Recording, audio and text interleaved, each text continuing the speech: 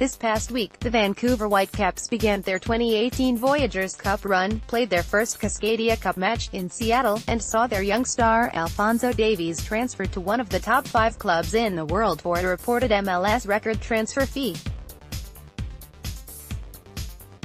This should have been an exciting week for fans. A lot of notable activities were happening. However, that excitement was non-existent. The Whitecaps play this season, and the past 2 has left a sour taste in the mouth of fans. Fans have expressed their anger in a variety of ways. Earlier this season, the Southsiders protested the lack of ambition and fight of the Whitecaps executives. Some have refused to renew their season tickets until something changes. Others have loudly voiced their feelings on Twitter, Facebook, 86 Forever, and other online media outlets. What changes have we seen from the Whitecaps organization to reflect this backlash? Nothing. Losers of 5 of 6, barely being able to register a shot in their last 2 important matchups, and consistently receiving red cards or player suspensions, the Whitecaps have shown no evidence that anything is going to change. What has this led to among fans? Apathy. Worse than fan anger is fan apathy. It seems that they just don't care anymore. It is understandable, as it appears that their frustrations have fallen on deaf ears. Unlike other MLS clubs, the owners are non-existent. The key executives only come out to express how great everything is going, and the players being brought into the club are routinely underperforming. Why is fan apathy worse than anger? Because anger is a sign of passion. Fans do not get upset and frustrated with a team if they don't care.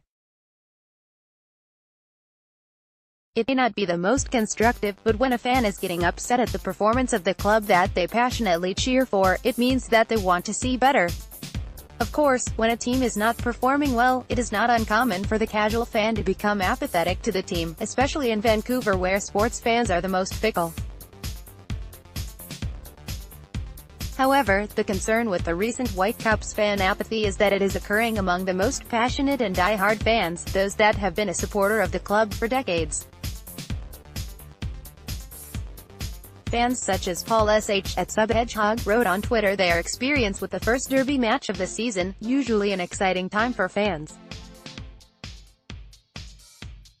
I used to be itching to be in Portland, Oregon, Seattle when the Caps were, and even if I wasn't there, I was a bundle of nerves all day. Usually the day before too. Can't bring myself that level of caring. Have disconnected much from the team. It's my friends in the South Side that keep. Paul SH at Hedgehog, July 23, 2018. When we asked fans on Twitter their mindset this past weekend. Curious how many of you are in the same mindset. Were you less amped up than usual heading into Saturday's Cascadia match? Have fans become too apathetic? https://t.co/5hey01amerved 86 Forever at 86 Forever, July 24, 2018. The responses were consistent. Fans have become apathetic and emotionally detached, even for what are supposed to be the most exciting matches, e.g., derby matches. That's sad to hear, Woosing. You're such a huge. He'll never stop supporting the Caps, but I've become so numb to the pain at this point. Cameron, at Cameron2894, July 25, 2018. One of 2, I am less amped about every game and it pisses me off. I want to have the nervous anticipation, but unfortunately, the club's direction on squad building has taken it out of me. If the best they hoped for is mediocrity, then how can they expect more from the supporters? Chris Melanides, at Christaki14, July 24, 2018. Besides booking Toronto away for my mental health, I haven't honestly sat and watched a full 90. Matthew B. At Matt Biniak, July 24, 2018. Some have found ways to make jokes, but at the same time, reading comments like this, you know they are serious too. I have started getting excited for bye weeks. They at least can't disappoint me. Spance Squatch, at Generic Spencer, July 24, 2018. Even those who cover the Whitecaps, such as our own Caleb Wilkins, can't get amped up for a match. I have, in the past, been brought almost to tears by the tension before a Caps-Sounders game. The past game brought forth emotions about on the level of going to the library. Caleb Wilkins, at Wilkins_Caleb 24, July 24, 2018. Longtime optimists, such as Chris, at Salish C86, who have been vocal about some of mine, or others, negative viewpoints of the club in the past, seem to have lost some hope. When I let folks know I'd cancelled one of my tickets, the response I got was, "I hope you'll still keep the faith of supporting your club through the lows and the highs." And I asked them for something that I could get behind in response. So far nothing. Chris, at Salish C86, July 24, 2018. When the Caps have lost perpetually glass half full people, such as Chris and Mark Daly, at Daly, you know there is a major issue. I'd be a much happier supporter if I knew what the dream here was. What are we trying to do? Why is this club important? What are we actually supporting? Chris, at Salish C86, July 25, 2018. We've seen too many one-sided and embarrassing losses this year. Too many stupid cards and sendings off. When will this change? Mark Daly, at Daly, July 21, 2018. What is next for this once proud club? They have fans that want to be engaged, that want to cheer for the club. However, it seems that the club is not making that easy. While many have made suggestions to what is needed to fix the issue, in reality it is probably not that easy. The owners do not seem keen on selling to more passionate owners, nor on spending more money, and the executives seem to simply be figureheads. There is always the coach, which many have already run out of town in their minds. Carl Robinson certainly plays his role in the blame. He has seemed to go on runs of transferring in the same type of player. Whether it be from a region of the world, Europe, South America, Central America, Oceanic, or the same position, defensive midfield, winger, striker, Robinson appears to scout for a type of player, then finds 8 that fit it, and instead of being picky, gets all 8. Robinson has also been stubborn in his tactics on the field, often playing with the same formation, same game plan, and same, i.e., no strategy changes at halftime. This has led to a very dull, predictable product at home, and a hope-and-pray attitude on the road.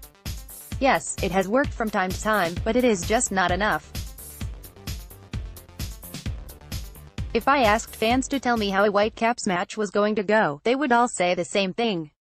Maybe come out strong in the first 30 minutes, at home, and have a flurry of shots, while still giving up 60% of the possession. All while failing to score a goal. At halftime, seeing the other team make adjustments, while the Whitecaps come out flat, and either give up a kick goal, or come close to doing so. Between the 60th and 65th minute, see Robinson make a substitution, sometimes making sense, other times not, then seeing Caps players appear to pick it up for 10 minutes or so from minutes 75 to 85, giving possible hopes of a tying or go-ahead goal for fans. Sometimes it works, often the game ends in disappointment from fans, and plenty of questions. How are those questions answered after the match? With cliches and rose-colored glasses. The pattern we have seen from the Whitecaps over the past 3 seasons has angered fans, but it seems that the anger has fallen on deaf ears and fans have begun to simply tune out themselves. Even those, such as myself, who cover the Whitecaps have become bored watching the Whitecaps.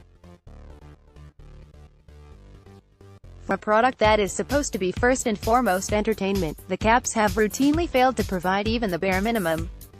In the past, fans could at least hang their hats on the stout defense and the great saves from David Ousted. However, even with a coach that has been strongly defense-first, and is touted as a defensive rather than offensive specialist, it has somehow gotten worse. Year goals for goals against difference. Year goals for goals against difference 2015-4536-9, 2016-4552-7, 2017-50-49-1, 2018-30-42-12. Exciting to watch, the defense has become even more ineffective than the anemic offense. In 21 matches this season, the Whitecaps have only scored 30, while giving up an astonishing 42. They have only been able to shut out their opponents twice. First, a 0-0 draw against an LA Galaxy team who is severely undermanned. Second, a 2-0 victory against Real Salt Lake on April 27, 3 months ago. With 13 matches still remaining, the club could easily break their inaugural season record of 55 goals against. In fact, they are on pace for 68. The news of Davies' imminent departure to powerhouse Bayern Munich has raised plenty of questions among fans. For some, it is seen as the final straw. Not because they are upset at Davies' transfer. I don't think anyone is upset. Rather, that Davies was the only player that routinely made Whitecaps matches enjoyable to watch. Luckily, for Caps fans, it appears Davies will play the rest of the season with Vancouver before completing the transfer. For others, Davies' imminent departure is a potential watershed moment. The expected $13 to $19 million transfer may provide an opportunity for the Whitecaps to reinvest that money into some high-quality designated players. However, it is also possible that the money is either A, squandered, or B, pocketed as profit. Of course, we hope for the high-quality DPs, however, optimism is not high at this moment. Many, including myself, question whether Robinson has the ability to bring in high-quality players. If there is any reason to be hopeful, we must look to the history of Toronto FC. Ignoring this season, TFC made a few brilliant, albeit fortunate, moves that ended up paying dividends and making them one of the premier teams in MLS, after having 7 years of futility.